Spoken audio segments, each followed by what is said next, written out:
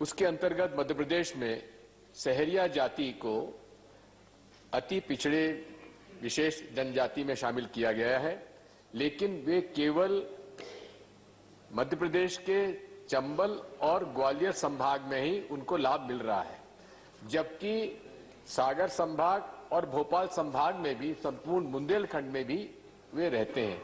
इसलिए मेरा अनुरोध है आपके माध्यम से माननीय मंत्री अनुसूचित जनजाति कल्याण की सहरिया जाति को सागर संभाग और भोपाल संभाग में भी वही लाभ मिले जो उन्हें चंबल और ग्वालियर संभाग में मिल रहा है। धन्यवाद। इसको प्रक्रिया आपको मालूम है, पहले विधानसभा प्रस्ताव पास करे, फिर बाद में स्टेट गवर्नमेंट रेकमेंड करे, सेंट्रल गवर्नमेंट के पास है। राइट, देख लीजिए, देख आपने कह दिया, मैंने स्वीकार किया। सर मंत्री जी को बता रहा हूँ ध्यान देने के लिए। राइट रिस्पॉन्ड करते हैं। सर, इस संबंध में राज्य सरकार से हमारे पास अभी तक कोई प्रस्ताव नहीं है। ऐसी स्थिति में हम विचार कैसे करेंगे? वो कह रहे बहुत लंबे समय से पेंडिंग है, ऐसा बता रहे। देख लीजिए। Doctor Amar Patnaik. Thank you, sir. Sir, I want to raise the issue of unfair fixed charges on account of renewable energy purchase obligations, which have been recently fixed by the Government of India. So, as we know, all the states do not have the same potential for generating all kinds of renewable energy. Some states have higher potential for solar, some have high wind intensity, and some have high hydro potential.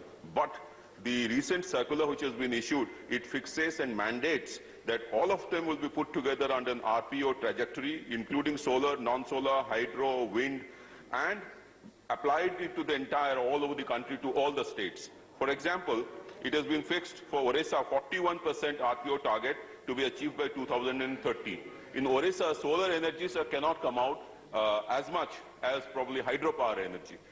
In some other state, the situation may be different. So to have one-size-fits-all strategies for all the states and to mandate them to pay fixed charges if they cannot even generate that much of energy is highly unfair, sir. So I would request the government, through you, sir, to reconsider this particular thing and allow the states to determine their own kind of renewable energy source that they want to exploit and contribute to the national. Right. Thank you, sir. Lieutenant General Dr. D.P. Vats, retired. माननीय सभापति जी, लोकसभा, हाँ, लोकसभा से माननीय सभापति जी, मैं आपके माध्यम से ex gratia commission to war widows in armed forces, यानी भारतवर्ष पूरी दुनिया को लीड करता है वीर नारीज के संदर्भ में, यानी वार विडोज बहुत हैं। उनमें से जो एलिजिबल वार विडोज हैं, जो 35 की एज से कम हैं और ग्रेजुएट हैं, उनको डायरेक्ट सर्विस सिलेक्शन बोर्ड में अपीयर आपके लिए इंतजार कर रहे, बैठिए। अपीयर करने की वो सीट आपके लिए इंतजार कर रही। उनमें से 5 दिन के ग्रूलिंग सिलेक्शन प्रोसेस, यानी कि screening, group testing, interview and psychology test को पार करते हुए कुछ वीर नारियां क्वालिफाई कर जाती है। मगर खेद की बात यह है कि क्वालिफाई करने के बाद भी कुछ रह जाती हैं वैकेंसी की कमी की वजह से, जबकि फौज में कई हजार अफसर्स की वैकेंसीज हैं। तो इट इज क्वाइट डिसहार्टनिंग। आपके माध्यम से मैं दरखास्त करूंगा मिनिस्ट्री ऑफ डिफेंस से कि इसमें वैकेंसीज को बढ़ाया जाए और वीर नारियों को निराश ना किया जाए। सभापति जी, कुछ स्टेट गवर्नमेंट्स भी इंसेंटिव्स देती हैं एक्स ग्रेशिया एम्प्लॉयमेंट का इन अफसर कैडर। कुछ की परफॉर्मेंस एक्सीलेंट है, जबकि कुछ अप टू द मार्क नहीं है। मैं आपके माध्यम से ये भी दरखास्त करूंगा स्टेट गवर्नमेंट से कि वो भी इसमें बढ़ चढ़ के इंसेंटिव्स दें और एक्स ग्रेशिया एम्प्लॉयमेंट दें वीर नारीज को। बहुत बहुत शुक्रिया सभापति जी। धन्यवाद। और आई कॉम्प्लीमेंट यू आल्सो के गोल्फ कैप में बहुत अच्छे लग रहे थे। डॉक्टर एल हनुमंतैया, हनुमंतैया जी, या please. Mic sir. Naik, Hanumantaya ji, gallery Sir, thank you very much. 5. Sir, I have been demanding the autonomous status to Kannada classical language, which was awarded in 2008, sir. The government of Karnataka, the writers, and the activists of Kannada are also demanding for autonomy status for Kannada Classical Language Institute. Sir, the recent proposal from the Union Ministry of HRD to convert the Central Institute of Indian Languages at Mysuru into Bharatiya Bhasha Vishwavidyalaya and along with Indian Institute of Translation and Interpretation.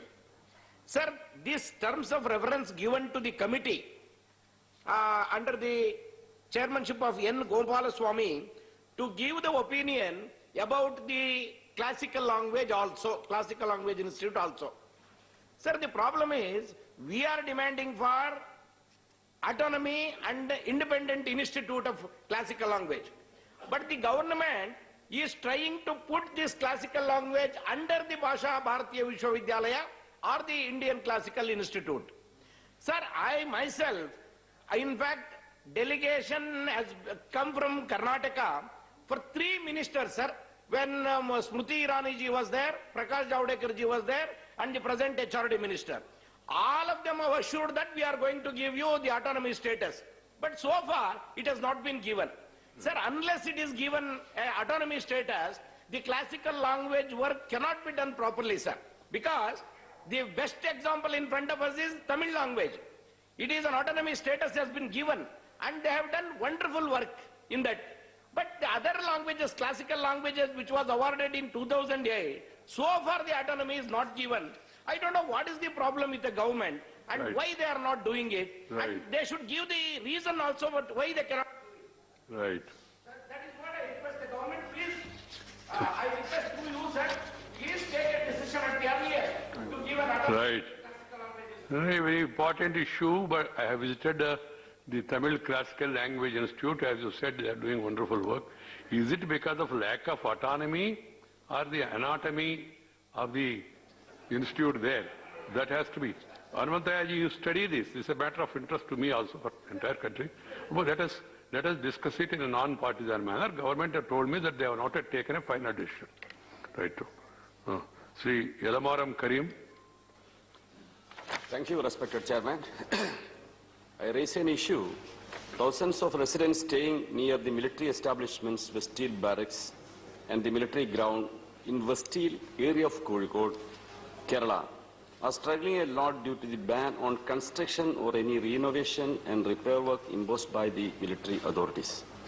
Construction work near the notified military establishments are restricted by the Ministry of Defence, and proper guideline for the obtaining NOC for the same has been released by Government of India. As per the amended guidelines released by Ministry of Defence dated 21st October 2016, there are 193 stations where NOC is needed for construction work within 100 meters from the outer wall of the defence establishment. In Kerala, only the Kannur station is included in it, and military establishment Westfield Kozhikode is not there in the list of 193 stations. So there should not be any restriction in construction existing in that area. But military authorities of Kozhikode station are not allowing people for construction, repair or renovation of their own house buildings.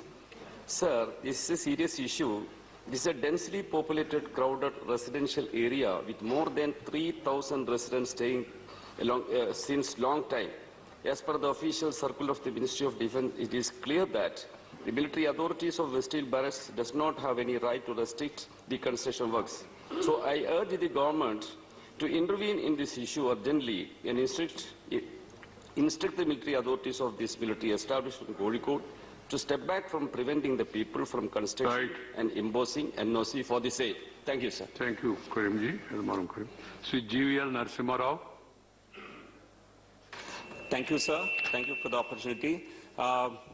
My 0-hour mention is about the need to establish a national research center for chili crop, because India is the largest grower of chilies, accounting for 40% of the world production. We account for more than 50% of world chili exports.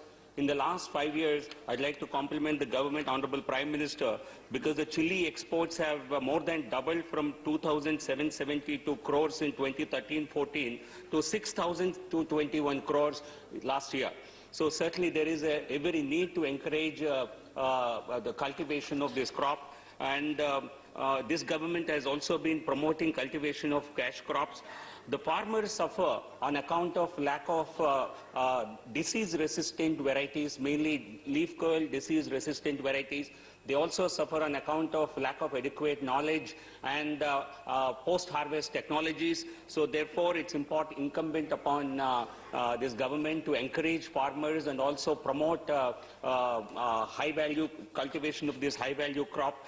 Andhra Pradesh alone accounts for 40% of India's production. Therefore, I urge the government to set up a national research center under the aegis of ICAR, Ministry of Agriculture, in Guntur district of Andhra Pradesh, which is the center of chili cultivation in this country, and this will help not only in developing new varieties, this will also help in development of new varieties and also extension and knowledge about post-harvest technologies. Thank you. Right, Rauji. Sri Raju Satov. Raju, where are you? Oh, please. धन्यवाद सभापति महोदय। सभापति महोदय, मैं देश के 3 करोड़ से ज्यादा विकलांग भाई बहनों की, दिव्यांग भाई बहनों की यहाँ पर बात रखना चाह रहा हूँ। सभापति महोदय, 2016 में तो हमने दिव्यांग व्यक्तियों के अधिकार का अधिनियम 2016 पास किया, लेकिन इसका एग्जीक्यूशन टिका है चीफ कमिश्नर पर। तो जब तक चीफ कमिश्नर फुल टाइम वहां पर अपॉइंट नहीं होगा, तब तक सही मायने में दिव्यांग भाई बहनों को हम अधिकार पूरी तरह से दे नहीं सकते। पूरी कठिनाई का वो सामना कर रहे हैं। दूसरा, अध्यक्ष महोदय, नेशनल ट्रस्ट और पुनर्वास आयोग जो है उसका भी अध्यक्ष पद का पद रिक्त है, और ये दोनों पद जो है ये secretary department of empowerment of people with disability बहुत सालों से वो काम कर रहे हैं। तो मेरा आपके माध्यम से सरकार से अनुरोध है कि 3 करोड़ से ज्यादा लोगों का ये सवाल है, सरकार तुरंत इसका full time chief commissioner for person with disability और नेशनल ट्रस्ट और पुनर्वास अध्यक्षों की नियुक्ति तुरंत करे। धन्यवाद सभापति। धन्यवाद मंत्री जी, आप नोट कर रहे हैं ना? राइट। श्रीमती संपतिया उके, संपतिया जी। धन्यवाद माननीय अध्यक्ष महोदय जी, आपने मुझे बोलने का मौका दिया। महोदय जी, गोंडी पारसी भाषा अनुसूचित जनजाति की भाषा है। यह एक बहुत ही प्राचीन भाषा है। समय के साथ साथ इस भाषा का अन्य भाषाओं में रूपांतरण भी हो रहा है। गोंडी भाषा में तेलुगु, तमिल, मलयालम, संस्कृत, कन्नड़, मराठी, उड़िया, हिंदी और अनेक भाषाओं का रूप धारण कर लिया है। भारत में मध्य प्रदेश, छत्तीसगढ़, महाराष्ट्र, उड़ीसा, आंध्र प्रदेश, कर्नाटक में लाखों लोगों के द्वारा यह भाषा दैनिक बोलचाल के रूप में इस्तेमाल में लाई जाती है, लेकिन इस भाषा का सरकारी तौर पर इस्तेमाल न होने के कारण एक आदिम और प्राचीन भाषा खत्म होने के कगार पर जा सकती है। पूर्व के सरकारों ने अनुसूचित जनजाति के नाम से लंबे समय तक शासन करते रहे। अनुसूचित जनजातियों के संरक्षण बोली भाषा के नाम पे, किंतु परिणाम क्या रहा?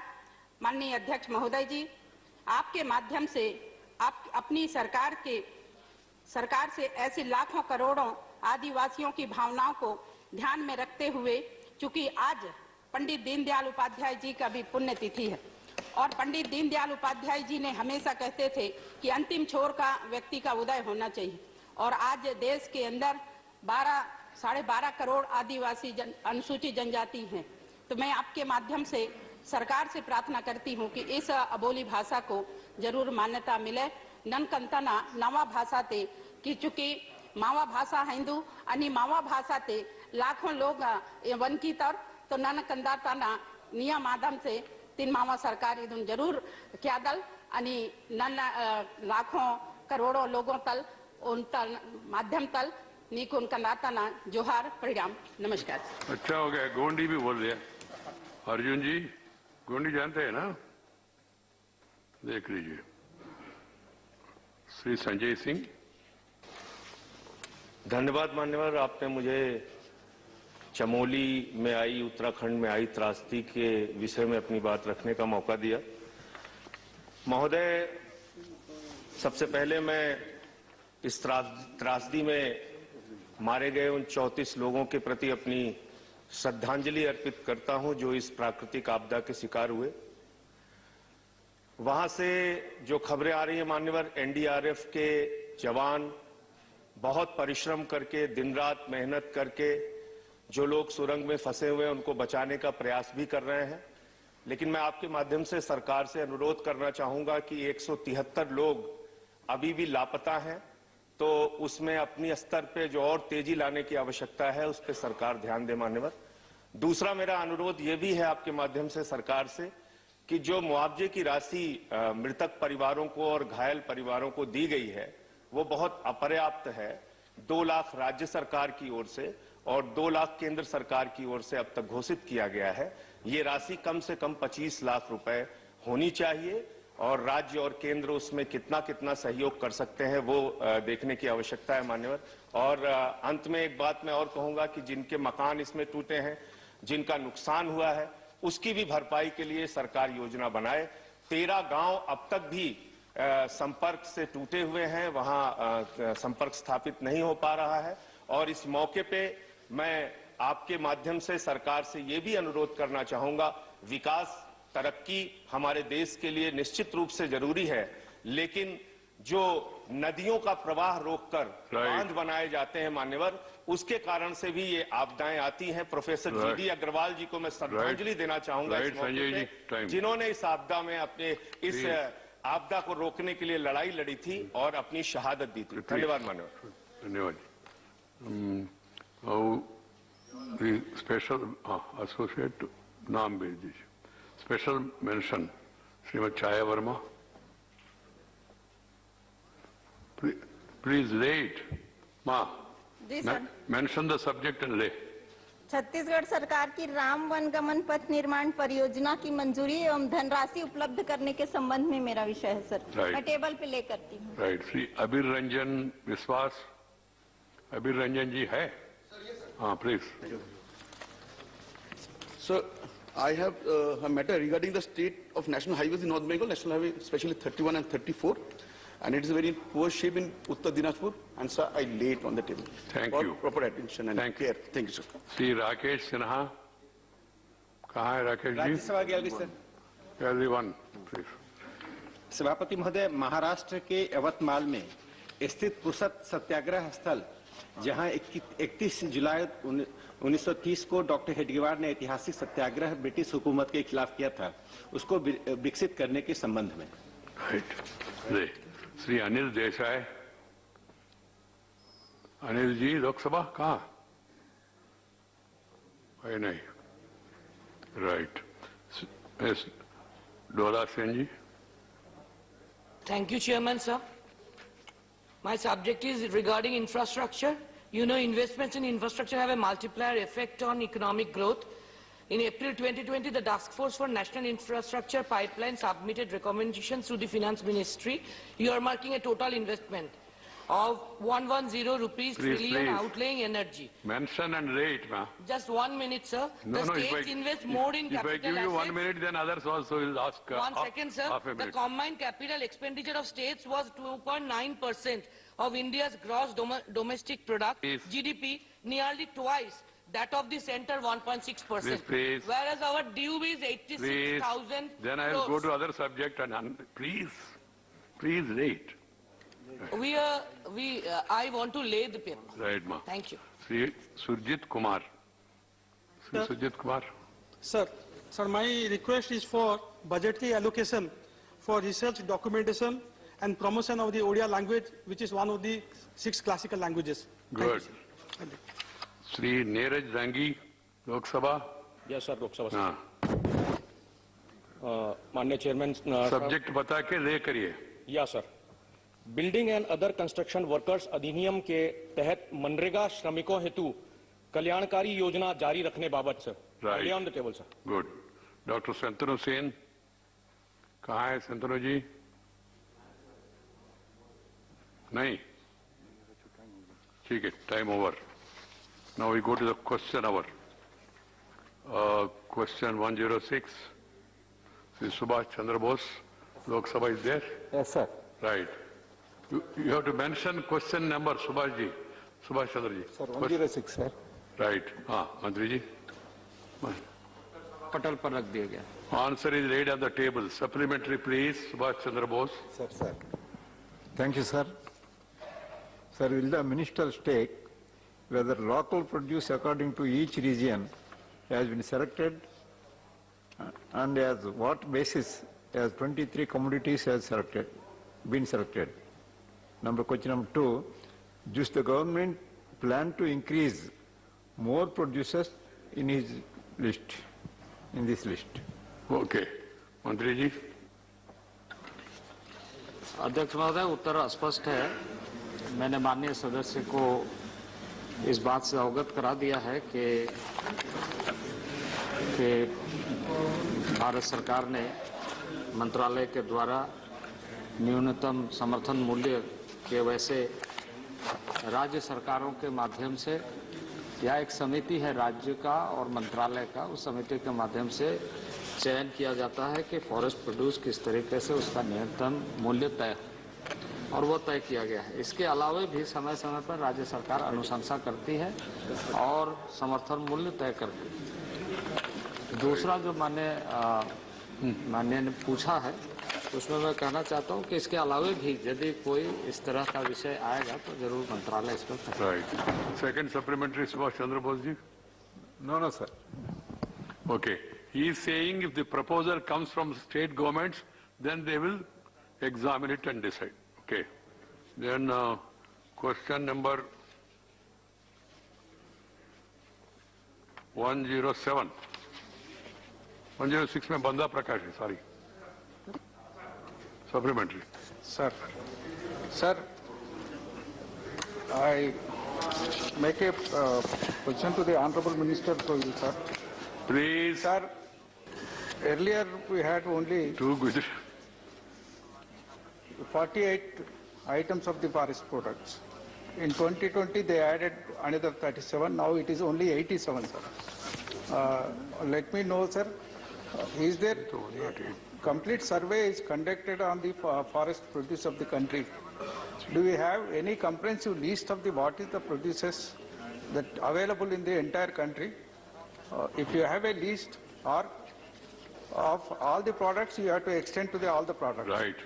I request Honorable Minister, do you making any attempt to make a survey throughout the country? Right.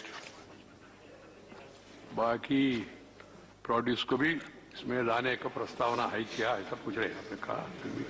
अध्यक्ष महोदय, पूरे देश भर के लिए कुछ ऐसे उत्पाद हैं जिसको पूरे देश भर के लिए लागू किया गया है, कुछ राज्यों के लिए लागू किया गया है.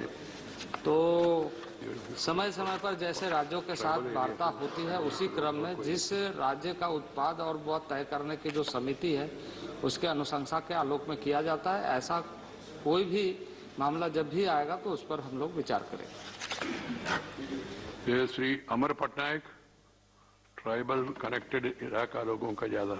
Thank you, sir. So my question is, when was the last time MSP of the minor forest produce revised, and by how much in respect of the top 10 items? Right.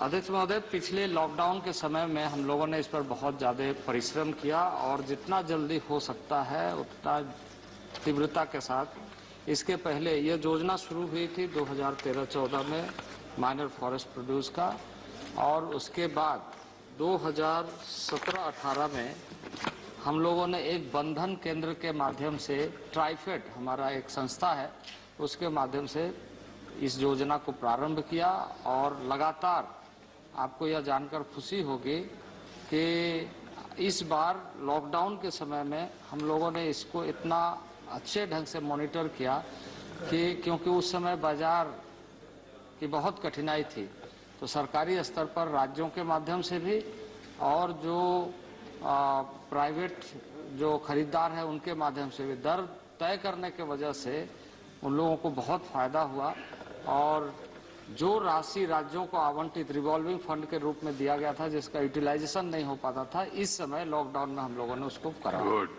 Doctor Vikas Mahatme. Vikas Mahatme gallery 1। Thank you sir. मेरा सवाल ये महुआ ये forest produce जो है महाराष्ट्र में गढ़चिरौली, मेरघाट और गोंदिया में, वैसे ही छत्तीसगढ़ और बाकी स्टेट्स में बहुत मात्रा में उपलब्ध है। तो मेरा इसका बहुत सारा उपयोग भी होता है और मेडिसिनल प्लांट करके भी इसे जाना जाता है।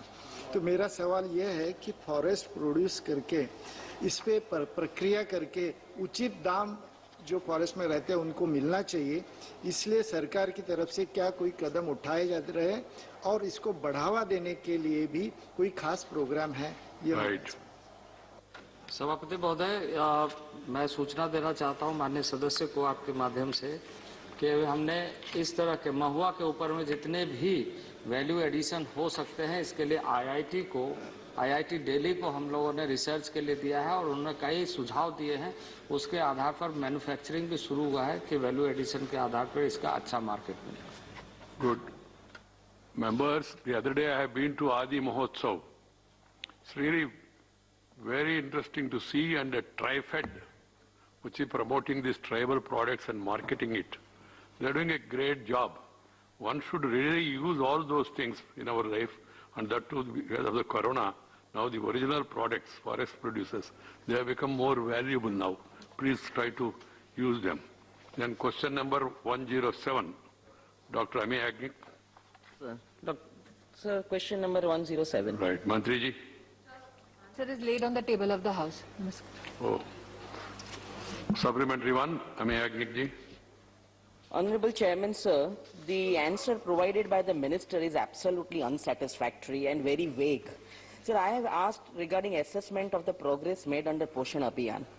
Sir, the Ministry in February 2021 has provided data showing underutilization of funds as low as 52%. Sir, I just want to ask the Minister whether there are any plans to utilize the funds completely, and if yes, what are those plans? Right, Mantri ji. The thrust of the question as asked by the Honourable Member was with regards to Poshan Abhiyan, and as has been addressed in the answer, it is a program which is predominantly a Jan Andolan program. As to the reference to the utilization of the funds, Honourable Member also is aware that the scheme is implemented by state governments. We have engaged throughout the past financial year with the governments across the country with regards to utilization of funds, procurement of devices and Jan Andolan activities irrespective of the pandemic that was thrust upon our country. Good. I will like to highlight to the Honourable Member through you, sir, that I personally in fact undertook a video conference with each state on every aspect of the expenditure, especially under the Poshan Abhiyan in the month of December. We have been assured by states across the country that not only will they ensure utilization of funds, but that they will also ensure that in the year coming forth, we will ensure an enhanced participation. Right. Sir, I would, on behalf of states across the country, also here highlight that since it is a Jan Andolan campaign, right, most of the states could not perform up to measure because Anganwadis were shut due to lockdown. Right. Second supplementary, Ami Agnik. Yes, sir. So there is an expert panel set up by the NFHS 5. Is the ministry expecting the recommendations soon, or is the ministry going to give more and more plans like Jan Andolan, which I am unable to understand in this Poshan Abhiyan?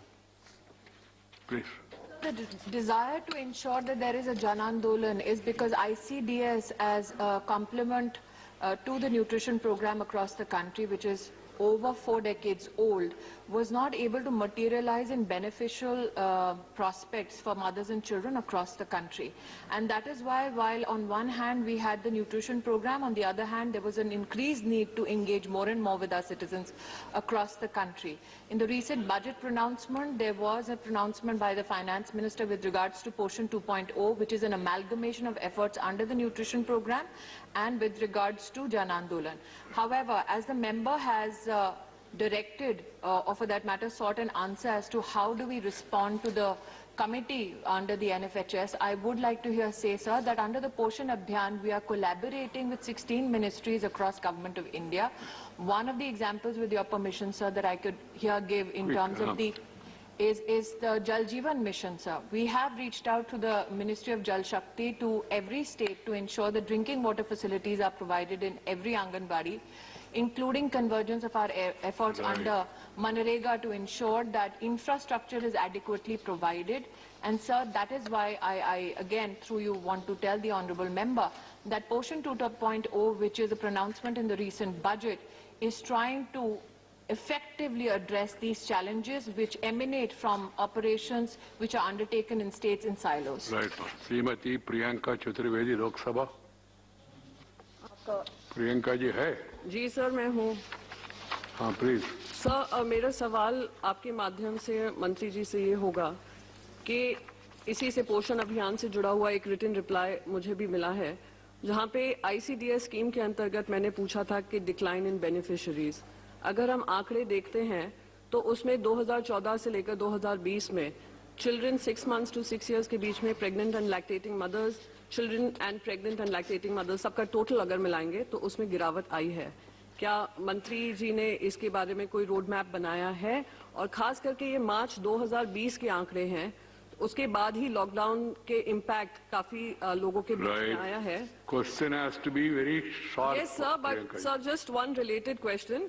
कल एक माननीय सदस्य sir इसी से related सवाल है sir. Please try to understand. Child marriages इसी से लिंक हैं। मंत्री जी। As has been asked by the honourable member, I would like to here highlight that the ICDS scheme is implemented by states, wherein the states identify beneficiaries block-wise, district-wise, village-wise, and also in the urban areas.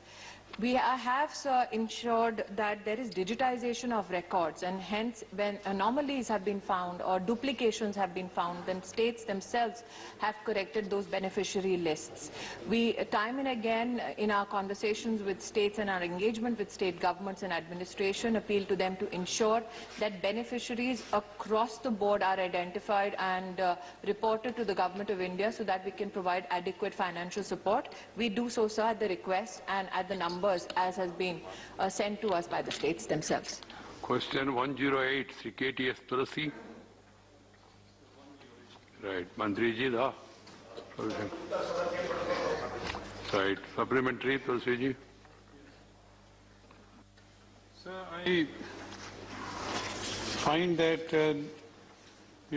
the answer restricts itself to only in-house mechanism. But it has been agreed in various quarters that there needs to be a transparent mechanism. And it is for this purpose that Judicial Standard and Accountability Bill 2010 was introduced to lay down judicial standards and simpler processes for removal of judges. I don't know what happened to that. Right. Mantri. As regards the statement that only in-house procedure has been highlighted, if we appreciate, acknowledge and respect the independence of judiciary, this will have to be entrusted primarily to them. And I wish to say it on the floor of the House that many sitting judges, one sitting judge is being proceeded by the CBI also, with the proper sanction of the Chief Justice of India and the President of India. One retired Chief Justice of the High Court has been arrested also.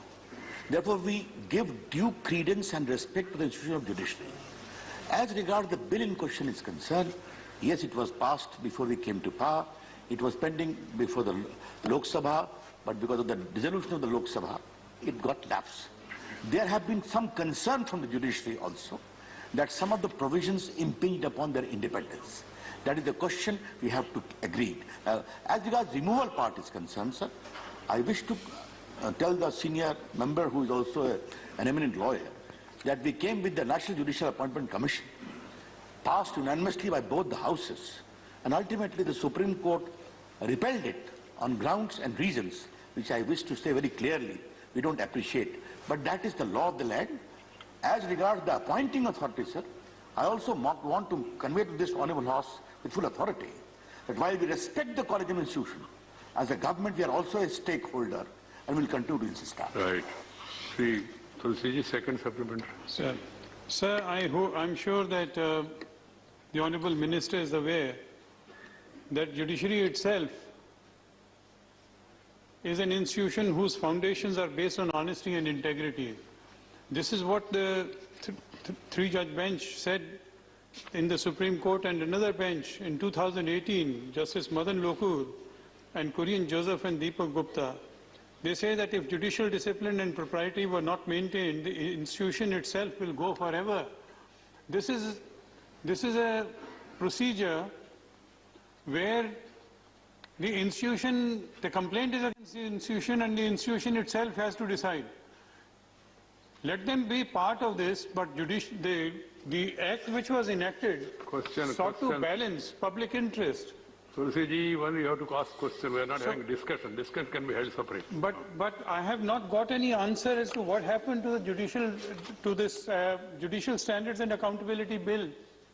He has given answer that Lok Sabha is dissolved, so the bill has lapsed. This is what he has said. Okay.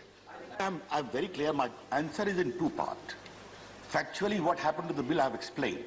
But I have also stated there were concerns in the elements of judiciary about some of the provision impinging upon their independence. That is the question of dialogue and consultation going on. On the larger issue of appointment and the need for oversight mechanism, we have clearly insisted that, and some of those were being addressed by the National Judicial Appointment Commission, which for reasons which we have already stated, has struck by the court. Sri Satish Chandra Misra ji. Thank you, Honourable Chairman, sir. I wish to ask the Honourable Minister that my learned senior, Shri KTS Tulsi, put a query, but the answer which I just wanted to know is that Judicial Accountability Bill, which you have yourself explained in the answer, has so many mechanisms and things which you appreciated. But it was passed by Lok Sabha. It was not lapsed in Lok Sabha, it was passed by Lok Sabha. It could not be passed by Rajya Sabha, and since the Lok Sabha got dissolved, it lapsed.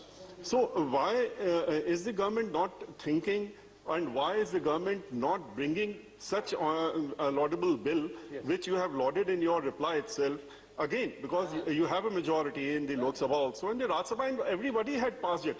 The mechanism which Honourable Chairman, sir, presently is being followed is that wherever there is a substantive complaint against a sitting High Court judge in some High Courts, they are simply transferred to another High Court, and mostly to Allahabad High Court, considering that it's a big High Court. And from Allahabad High Court, they are sent to the Lucknow bench, which has very small number of judges, and as if it is a dumping ground. So then the entire bench suffers. So therefore, the specific question which I would again ask, are you intending to bring this bill, which was lapsed because of the Lok Sabha dissolved, again or not? Way to the House, sir, that when we are having a discussion on certain issues of the bill which was brought earlier by the UPA government, there were reservations. And they had some valid point, because it may not impinge upon the independence of judiciary while adhering to the norm of transparency and accountability. That is the question being worked out. But I would again repeat, sir, that we are in dialogue with the judiciary, sir, and of late, whenever serious cases of misdemeanor has come about, the judiciary have responded. It was rarely heard that a sitting judge of a High Court will be charge-sheeted by the CBI with proper sanction of the Chief Justice of India and the President of India. It was rarely heard that a retired Chief Justice of a High Court would be arrested. Therefore, these are positive movement. I agree with you, there is a need to strengthen the mechanism where we are working out, but the rudiments, the entire architecture of the law needs some further clarity with the judiciary. Right.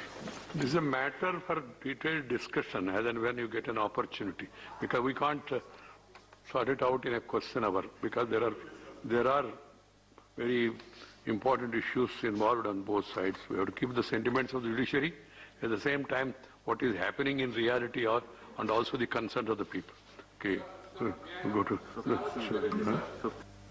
Sakti Singh, go ahead. Sakti Singh, go ahead.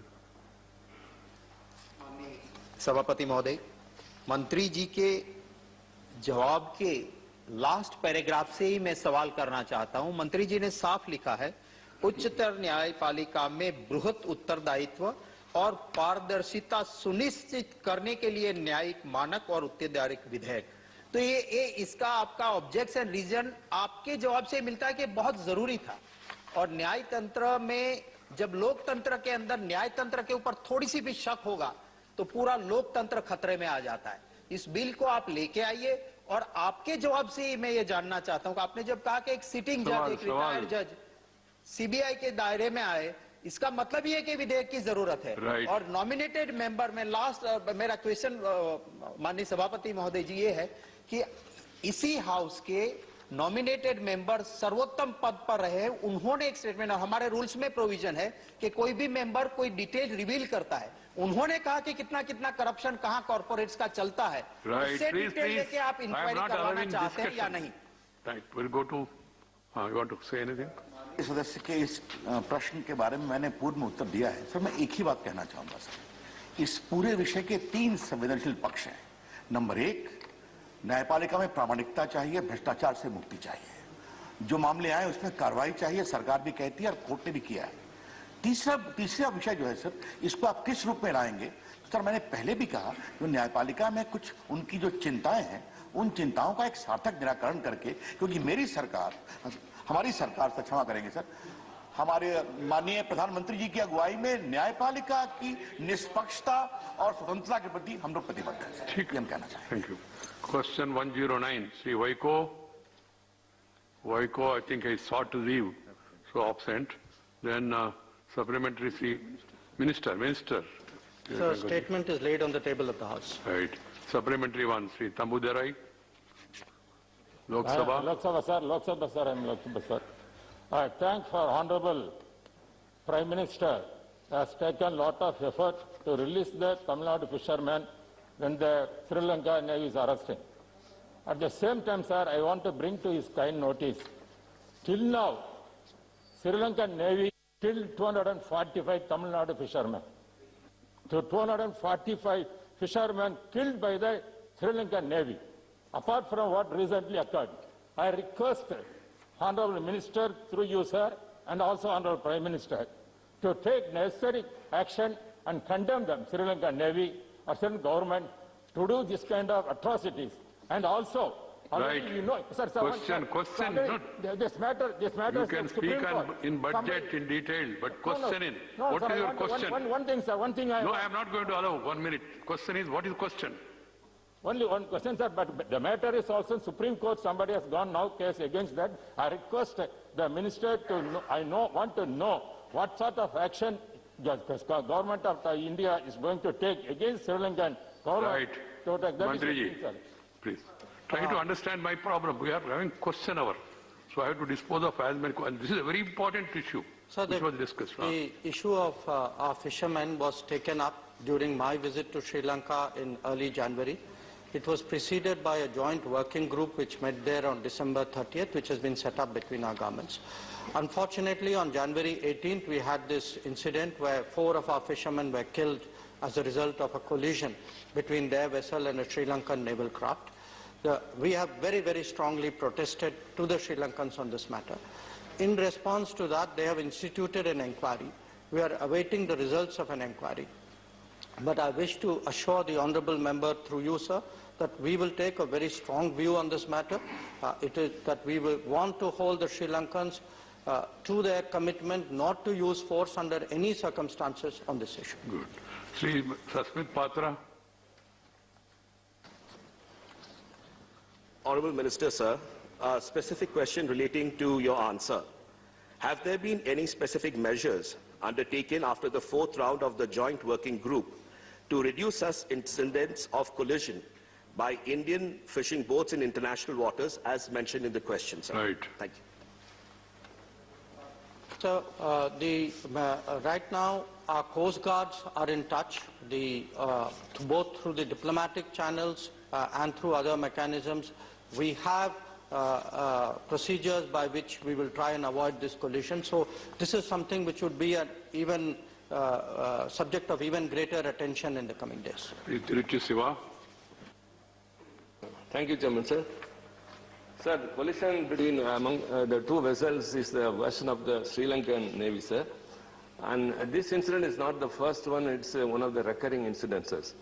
Sir, the Sri Lankan Navy not only manhandle our fishermen, they also shoot at them, and they also seize the boats and keep them exposed in the hard sun and rain.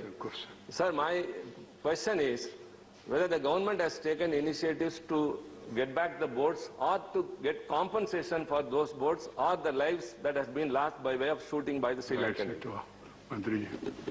Sir, we give the utmost attention both for the release of fishermen and for the release of boats which are taken into custody by Sri Lanka.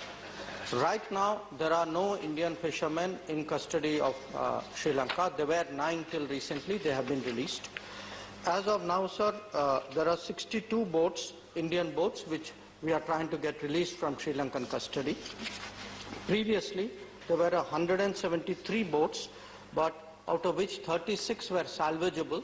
So the auction procedure for the unsalvageable boats are currently under discussion.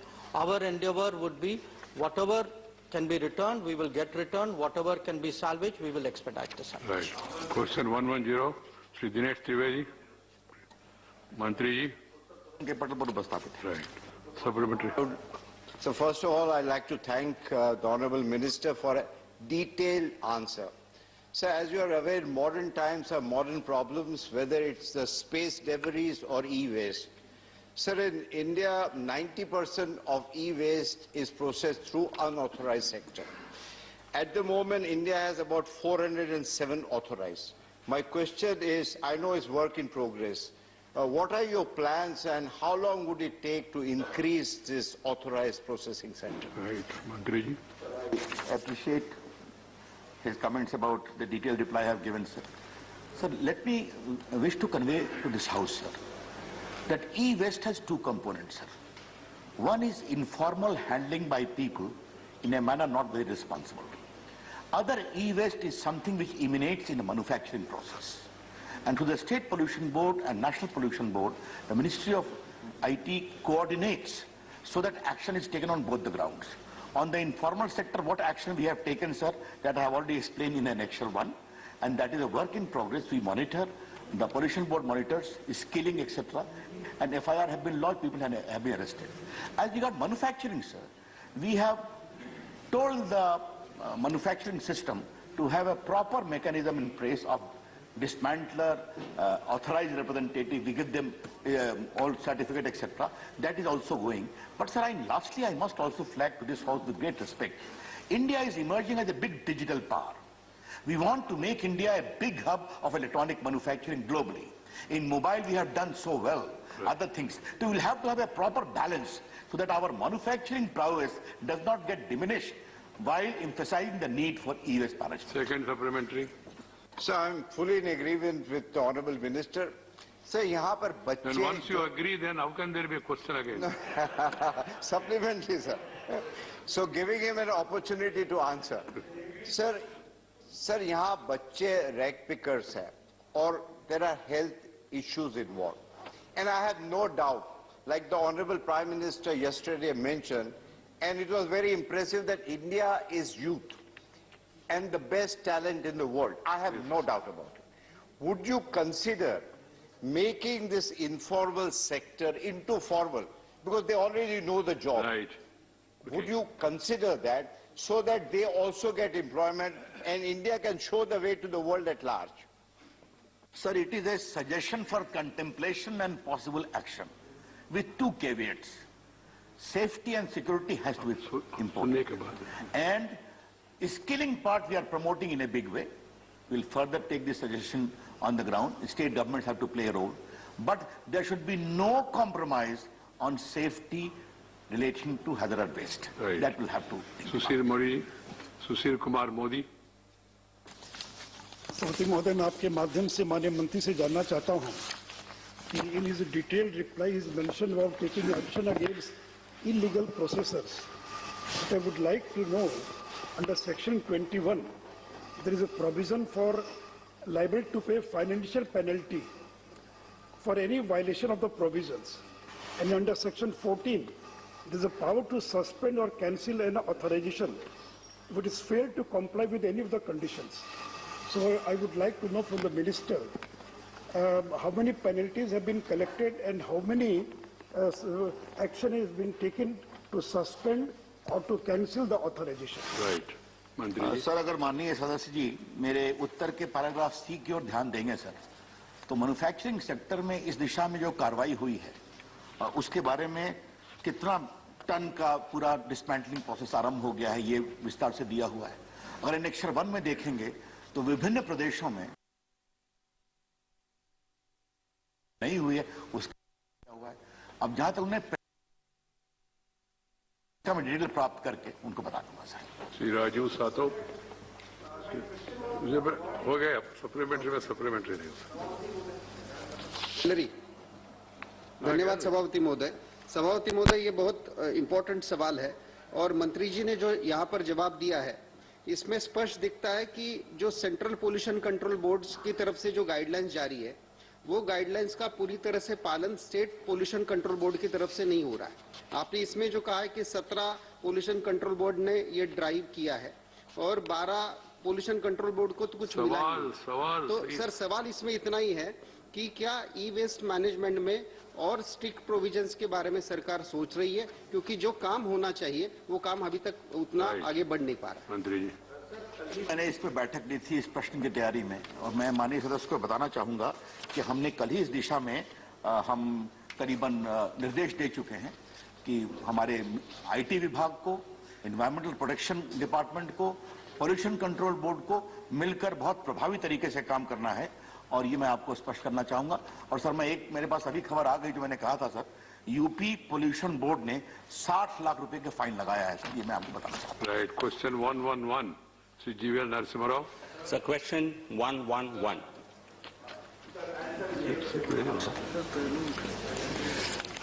Sir, Honorable Minister has replied that as per the Part 3 of Constitution Scheduled Caste Order 1950, only those who profess a religion different, no person who professes a religion different from Hindu, Sikh or Buddhist religion shall be deemed to be a member of the scheduled caste. So indirectly he has answered my question that people erstwhile scheduled caste who converted to Christianity or Islam are ineligible to contest from reserved seats. My question is, when you say profess, a large number of elected representatives, MLAs, MPs, ministers who got elected from reserved seats, they openly state that we profess Christianity, they even practice it. So they even propagate it. Therefore, I would like to ask the Honorable Minister, as a government that is interested in protecting and promoting interests of scheduled castes, what protection can you give to scheduled castes who belong to Hindu, Sikh